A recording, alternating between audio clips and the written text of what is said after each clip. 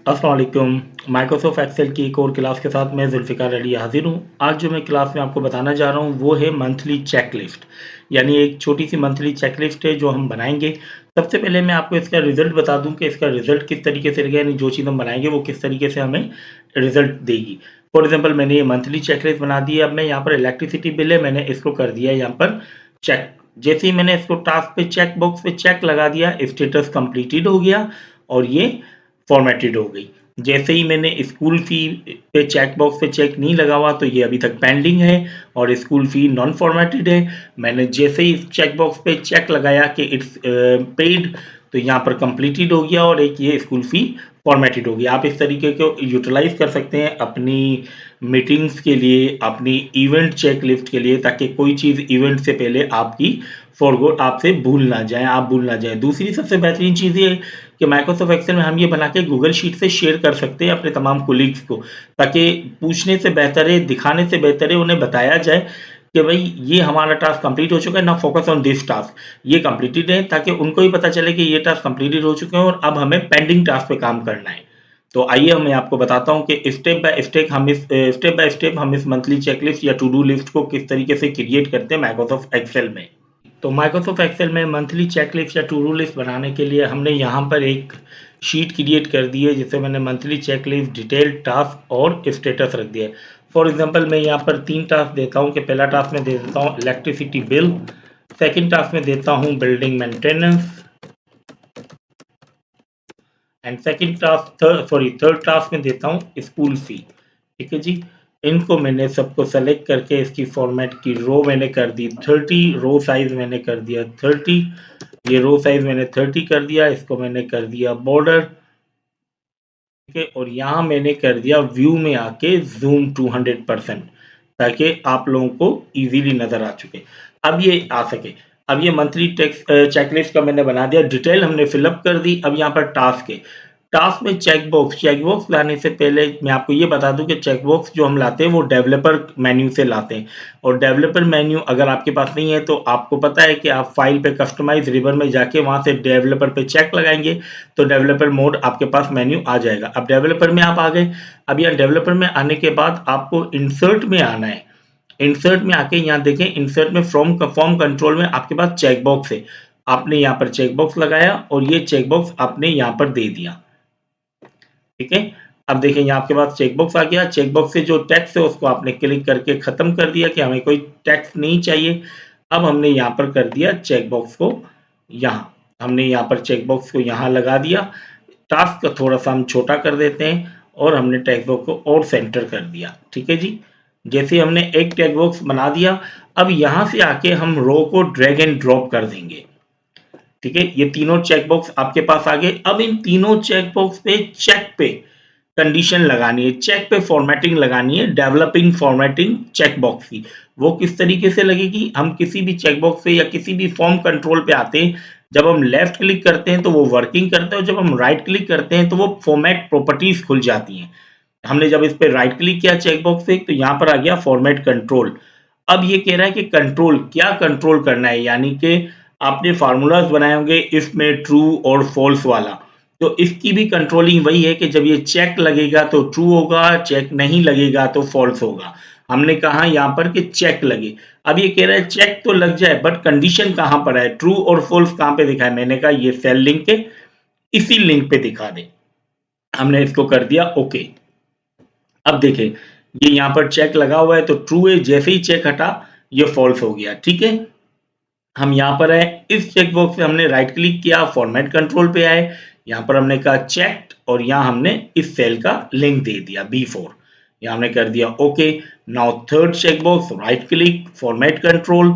जितने check box होंगे हर चेक बॉक्स से याद रहे कि आप इसको ड्रैग एंड ड्रॉप कंडीशन नहीं कर सकते, वरना आप पहली चेक बॉक्स पे चेक लगाएंगे कंडीशन तमाम पे अप्लाई हो जाएगी, इसलिए इंडिविजुअली हम तमाम चेक बॉक्स पे अलग अलग चेक लगाएंगे। हमने यहाँ पर चेक लगाया, यहाँ हमने कर दिया सेल और यहाँ हमने कर दिया ये हमने कर दिया ओके। अब देखें यहाँ पर आपके पास ट्रू और फॉल्स की कंडीशन तीनों पे अप्लाई हो गई।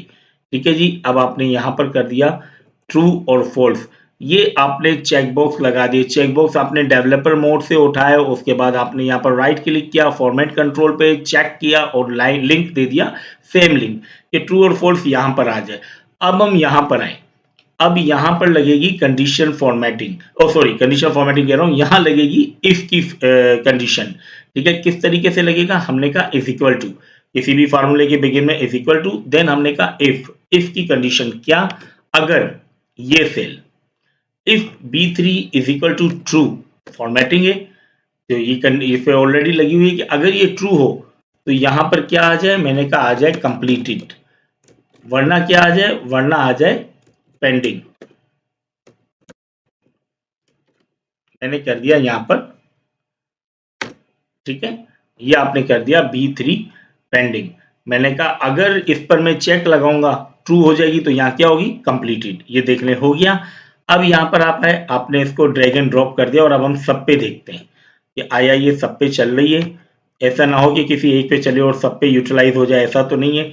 देखिए हमारी हमने जिस पे जैसे ही हम चेक लगा रहे हैं, चेक लगाने के बाद यहाँ पर ये पेंडिंग पे कंप्लीटेड हो जाता है। अब थर्ड चीज, ये जो हमने चेकबॉक्स लगाया है इसके ऊपर ट्रू और फॉल्स नजर आ रहे हैं। सिंपली हम चाह रहे हैं कि ये तो जरूरत ही नहीं है, ये तो हमने सिर्फ और सिर्फ अपनी कंडीशन के लिए लगाई है, मगर इसे हटा भी नहीं सकते, हटाएंगे तो इसकी कंडीशन खत्म हो जाएगी। हम क्या करेंगे, हम इन तीनों रो को सेलेक्ट करेंगे और होम पे आएंगे और यहाँ फॉन्ट के कलर को हम दे देंगे व्हाइट। आपकी शीट भी व्हाइट है तो आपकी फॉन्ट का कलर भी व्हाइट हो गया। अब यहाँ पर ट्रू और फॉल्स अप्लाई हो रहा है, बट व्हाइट की वजह से व्हाइट पे व्हाइट हमें वो नजर नहीं आ रहा। हमारी तकरीबन चीजें यहाँ पर मुकम्मल हो चुकी। अब एक चीज रह गई और वो है कंडीशनल फॉर्मेटिंग। अब हम यहाँ पर आए, हमने सेलेक्ट किया कंडीशनल फॉर्मेटिंग हमें इन तीन पे लगानी है।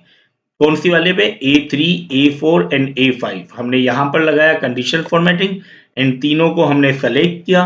सेलेक्ट करने के बाद हम कंडीशनल फॉर्मेटिंग पे आए, यहाँ हमने कर दिया न्यू रूल, ये हमने न्यू रूल कर दिया, या हमने कर दिया यूज फार्मूला, हमने फार्मूला कर दिया। अब हमने कहा कि अगर अगर क्या, अगर B3 तो सॉरी अगर C3 क्या हो, कंप्लीटेड हो।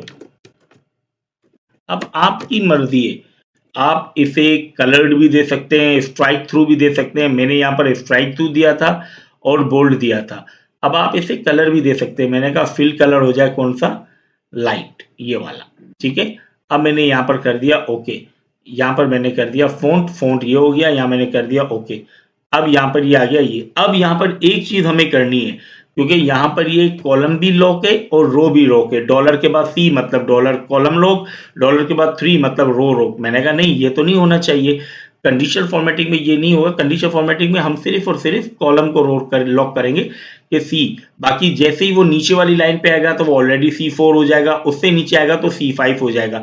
जैसे ये हमारे पास यहाँ पर मौजूद है C3, C4 एंड C5। अगर 3 के आगे डॉलर लग जाएगा तो यहाँ भी C3 अप्लाई होगा, यहाँ भी C3 अप्लाई होगा, यहाँ भी C3 अप्लाई होगा। मैंने यहाँ कर दिया ओके, ये हमने कर दिया ओके। अब हम यहाँ पर देखते हैं कि हमारी कंडीशनल फॉर्मेटिंग वर्किंग कर रही है या नहीं। ये देख लीजिए, जैसे ही मैंने टास्क पे चेक लगाया स्टेटस कंप्लीटेड हुआ, यहाँ पर हमारा फिल कलर भी हो गया and electricity bill strike through हो गया। It means conditional formatting work. जैसे मैंने स्कूल फी किया, अब यहाँ पर स्कूल फी, ये स्कूल फी भी आपकी कंडीशनल फॉर्मेटिंग के साथ चल रही है। तो इस तरीके से आप कोई भी चेक लिस्ट या टू डू लिस्ट बना सकते हैं।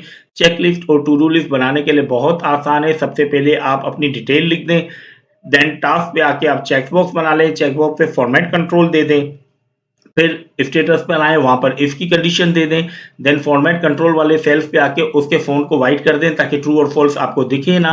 देन उसके बाद डिटेल के टेक्स्ट पे आके डिटेल वाले कॉलम्स को सेलेक्ट करके और कंडीशन फॉर्मेटिंग दे दें रिलेटेड टू द कंप्लीटेड, कि अगर कंप्लीटेड हो जाए तो ये कलर हो जाए और ये चीज इस लाइन पे हो जाए, वरना ये हो जाए। ये आपकी सिंपल सी मंथली चेकलिस्ट या टू डू लिस्ट किसी भी इवेंट, किसी भी मंथली प्रोग्राम या किसी भी मीटिंग से पहले के हम बना सकते हैं। और ये आप लोग गूगल शीट पे शेयर कोलिग के साथ शेयर करके काफ़ी आप लोगों के लिए एक यूजफुल टूल हो सकता है। थोड़ी सी लेंदी मैंने शायद वीडियो बनाई है, बट क्या करूँ कि वीडियो बनाना ज़रूरी था लेंदी, क्योंकि एक एक प्रोसेस आपको स्टेप बाय स्टेप समझाना था। उम्मीद है कि वीडियो आपको पसंद आई होगी। अगर वीडियो आपको पसंद आए तो काइंडली वीडियो को लाइक, चैनल को शेयर और सब्सक्राइब ज़रूर कीजिएगा। आपकी दुआओं का तलबगार जुल्फ़िकार। अल्लाह हाफिज़।